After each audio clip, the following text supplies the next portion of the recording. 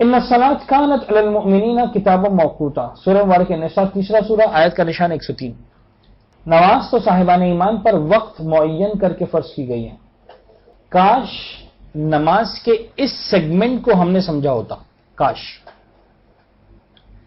یہ میں اس لیے کہہ رہا ہوں، ایک عنوان ہے جو میں سوچ رہا ہوں کہ اس پر باقاعدہ اشرا پڑھا جائے، اس کو باقاعدہ تیاری کی جائے۔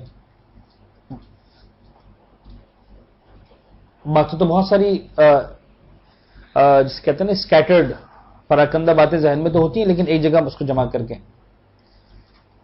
اور وہ عنوان یہ ہو سکتا ہے کہ معاشرتی اسلام اور اسلامی معاشرہ، جنگ ہے معاشرے کی اور اسلام کی۔ ایک مرتبہ معاشرہ جیت جاتا ہے، ایک مرتبہ اسلام جیت جاتا ہے۔ جب اسلام جیتتا ہے تو اسلامی معاشرہ بنتا ہے، لیکن جب معاشرہ جیتتا ہے تو معاشرتی اسلام بنتا ہے۔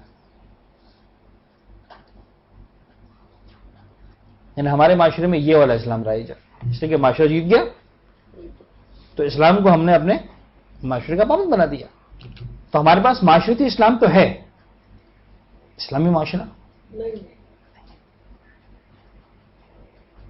تو ہمارے معاشرتی اسلام کے اندر نماز کی حیثیت کچھ اور ہے، اسلامی معاشرے میں نماز کی حیثیت کچھ اور ہے۔ اچھا عجیب ہے کہ پروردگار عالم نے انسان کو بہرحال ہر سوال کا جواب تو دے دیا۔ جتنے بھی آرگومنٹس قیامت کے میدان میں ہیں نا، خدا نے اس کو کہیں نہ کہیں آنسر کیا ہے۔ آج ہمارے نماز ہوتی ہے، دوپہر کی نماز کتنے بجے ہوتی ہے؟ 1 بجے۔ 99% مساجد میں، چاہے وہ اہل سنت کی ہوں چاہے وہ اہل تشیع کی ہوں، اذان ہوگی 1 بجے، نماز ہوگی 1:15 بجے۔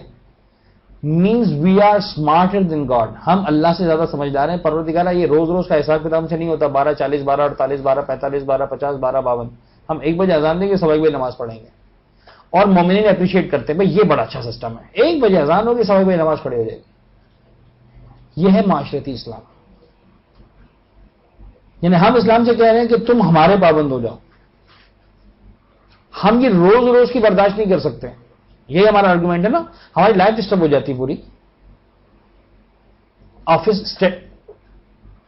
ڈسٹرب ہو جاتا ہے، اسکول سیٹ اپ ڈسٹرب ہو جاتا ہے، کالج سیٹ اپ ڈسٹرب ہو جاتا ہے، ایک وقت مقرر نہیں، ایک دن 12:40 ایک دن 12:50 ہے۔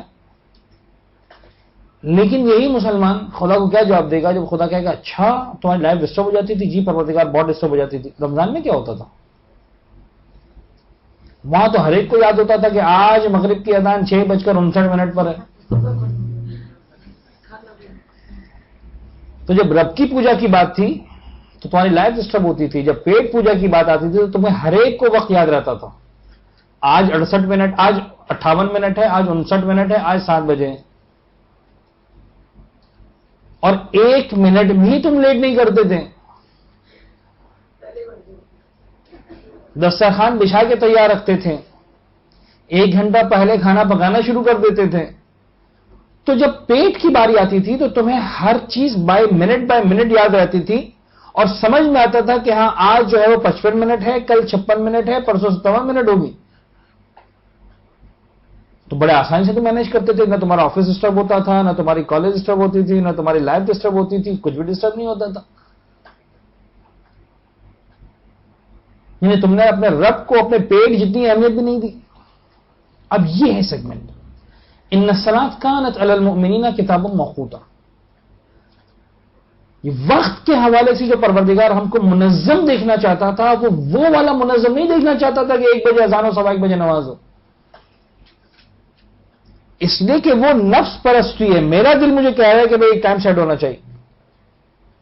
جب رب پرستی ہوگی، جب خدا پرستی ہوگی تو خدا کہے گا ٹھیک ہے، جس طرح رمضان میں تم کیئر کرتے تھے 1 منٹ کے لیے ڈیلی، اس طرح کیئر کرو۔ اچھا وہ اس کا اپنا ایک حسن بھی ہے، اس کا ایک اپنا کمال بھی ہے کہ انسان کتنا زیادہ اٹیچمنٹ کو محسوس کرتا ہے اپنے آپ کی اپنے پروردگار کے ساتھ۔ ان الصلاۃ کانت علی المؤمنین کتابا موقوتا، سوری میں بھول گیا اس کو سائلنٹ کرنا۔